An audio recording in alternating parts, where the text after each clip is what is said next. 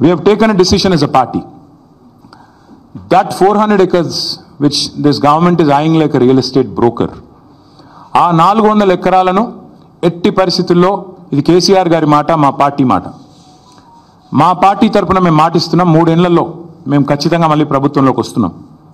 ప్రభుత్వంలోకి వచ్చిన తర్వాత మేము ఆ 400 ఎకరాలని మొత్తం హైదరాబాద్లో, మొత్తం తెలంగాణలోనే అతి పెద్ద ఈకో పార్క్గా ఏర్పాటు చేస్తాము.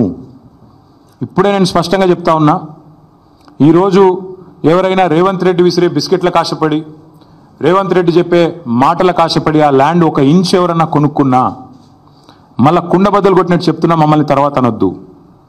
ఖచ్చితంగా ప్రతి ఇంచు తిరిగి వెనక్కి తీసుకుంటాము.